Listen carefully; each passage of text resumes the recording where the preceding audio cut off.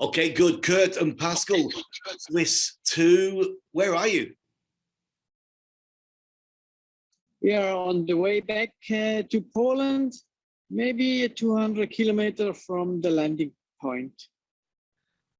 From everybody here in Turin and everybody watching around the world, massive congratulations. Incredible results.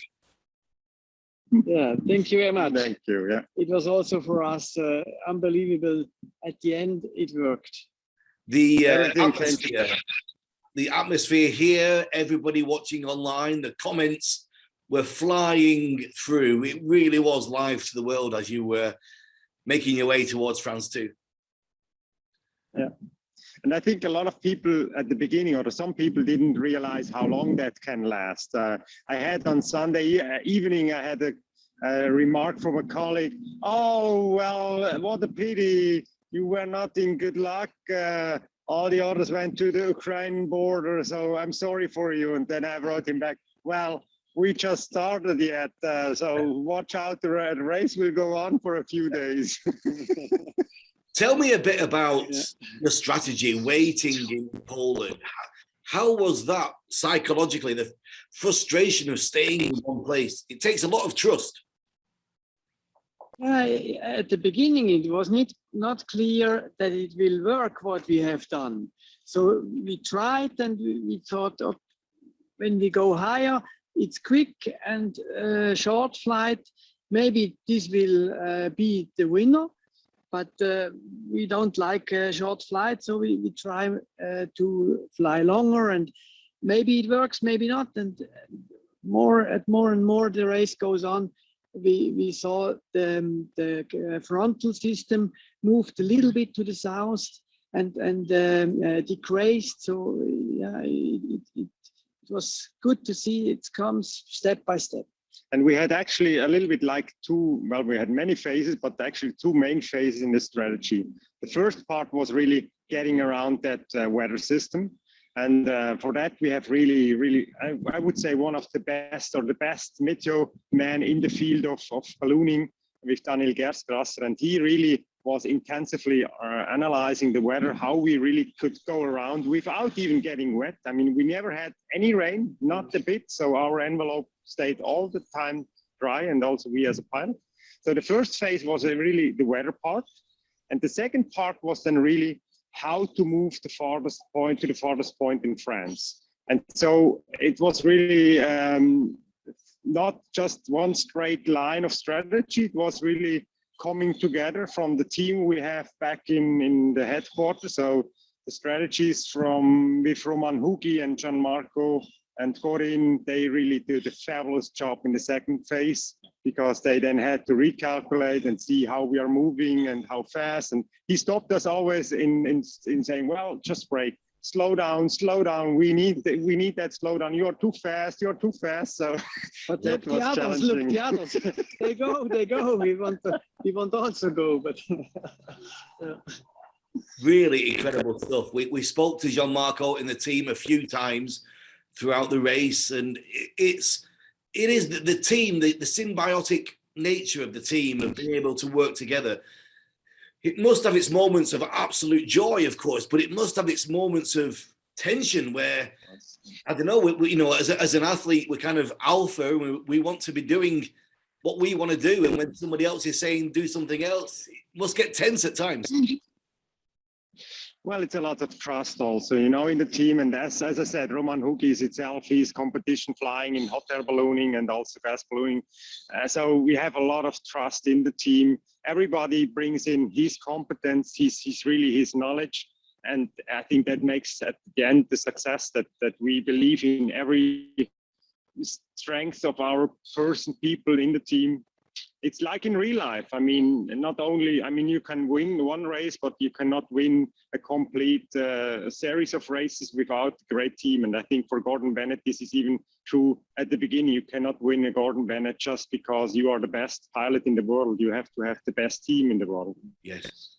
Yes. You sit in the basket and you have not so much information. You can think a little bit and say, okay, this way. But at home, they have all information. They can tell you what is possible, and then we have to decide what we want to do. Yes. Airspace, I mean, especially airspaces also. Right. How you can master airspaces today without the back office, because it's so complex. You have so many military, civil aviation, there are restricted area, there are forbidden, prohibited areas. That's really challenging, just flying out of the basket with the information you have up there. I mean, would not go anymore. Yeah. A great post from Eric Deselius from French 2, really sportive. He said, "This is sport." He put this on Facebook. This is sport. Have you spoke to Eric and Benoit at all? Not yet. We have seen them from flying over them or almost over them. So yeah. Yeah, there's actually a great picture. There's a photograph of Eric looking up, and you can see look up. passing over. When did you know, guys? When did you feel confident? How long before your landing did you know? Did you feel it was yours? At the end of the night, we thought when France 2 will go to the coast, then we decide to land because of safety, because of midday, it's not possible to land safe on the coast. But then they have to land earlier because of the sand ballast. So then we know, okay, now it's possible, 10, 11 o'clock, that's possible to land also with the guests, windy guests. So then we thought, okay, now we can go for the first place. Yeah. It was quite amazing, the interview we did with you in the studio before you left. We were talking about the designations of Swiss 1, Swiss 2, and you said, I've been Swiss 1, and I want to be Swiss 1 again. And yeah, that's true. Yeah, that was the first goal to reach. Yeah, over Strasbourg, we had the Swiss 1 back. Yeah. What about with? It was also sad to see Swiss 1 landing because of the problem with the gas. So it was, oh no, why they have to land? First we thought maybe there is a problem with ATC because 2 balloons landed nearly to France, and we were afraid to our team home, please check if there is any problem in France. Have you had any contact with Nicholas with Swiss 1 yet? With Nicholas? Yes. Yeah, they had some issues with losing gas in the air, or somehow they heard also that they are having some like a leak. So they decided to go down because they used also quite some ballast, I guess. Yeah. So they had to decide for a secure landing, as long as they still have enough ballast to slow down on the ground. And you had a lot of sand and a lot of water left. Yes, 9 bags, 90 kilo sand, and 10 liter of water, and some other things to throw out. Yeah, 100 kilogram we still have left.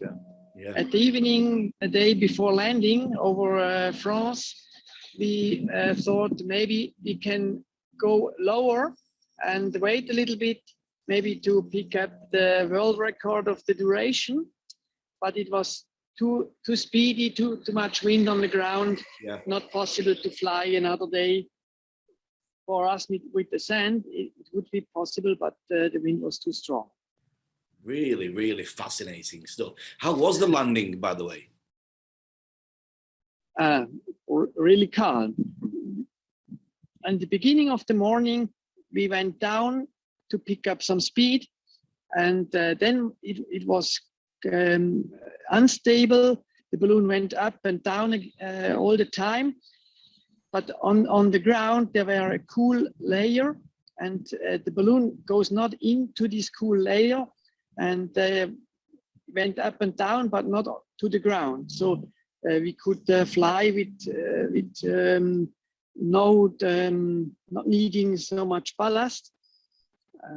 and it was quite fast. It was around 45, 50 kilometers. Yeah. Yes. 55 kilometers in the early morning. So, and that slowed down until the landing to 35, 30, 25 was the landing. Yeah. Yeah. So that was quite interesting, you know, that in the early morning when France 2 landed, they had much higher winds, much faster winds, so like a low-level jet. And we landed actually almost in the perfect timing. And when we packed up the balloon, the wind picked up also, and the thermal system went up. So we had really quite strong winds when we finished packing up the balloon. So we were somehow lucky to really get the right spot for doing like a perfect landing. It was really soft landing there, 25. 500 meters on the drop line, over some trees, and then a perfect field. Amazing. Yeah, as you get to lunchtime, that midday wind would have started in the heat, generating that. You just got the right timing, eh? Yeah, absolutely. Yeah.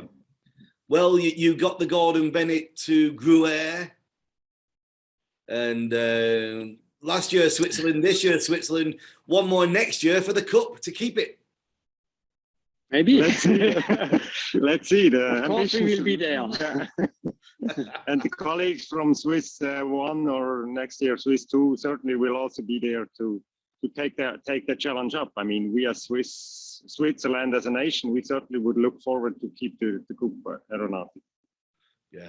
What's your overall impressions of this race? Obviously, winning gives you a very good feeling about it, but taking that to one side, the overall race, the organization, the location, are you happy with everything? Absolutely. Yeah, absolutely. We had all we need, and absolutely fantastic. I think the insecurity at the beginning of the year was still quite high to say, ooh, how will that develop with COVID and so on. So I think also for organization is this quite challenging. But we just talked about now driving back. I mean, it was the sand was really well delivered with salt, dry sand, especially there. I mean, that's really perfect organization.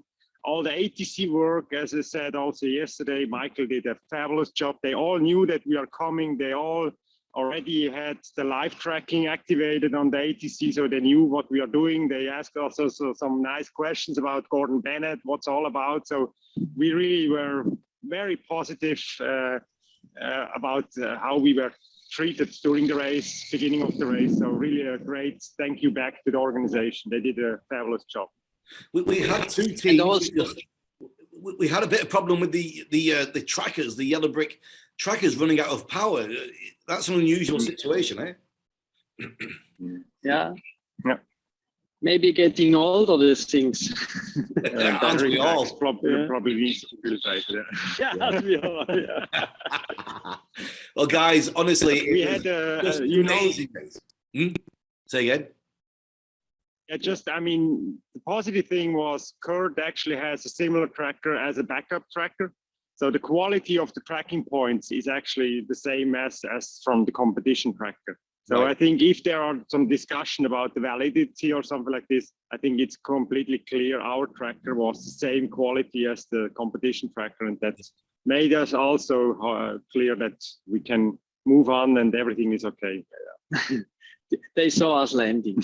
Yes. Yeah, that's also positive, I think. That France too saw how we progressed there, and that's even. It's bitter or it's frustrating when you see. I mean, we had that in Spain, 2000. Sometimes we had the same situation. We had to land in the morning because of military activity in Spain, and we were sitting in the restaurant and saw how France just passed us, Vincent Lay passed us, and we said, okay, that's now place number 1 gone to France. Yes. And we had a similar experience in Spain. That's life, that's competition, that's Gordon Bennett. Yeah, what a game. What a game. C'est la vie. Wow. Yeah. Well, enjoy your journey. 200 kilometers to go, do you say? Another 200? Another 800. Oh, another 800. Yeah, we are on kilometers. Yeah. All right, we're just losing the signal a little bit, but gentlemen, once again, congratulations from everybody involved, and we'll see you back here for the awards. Thank you very much. Have a good time. Thank you. Thank you, guys. Bye. Bye-bye.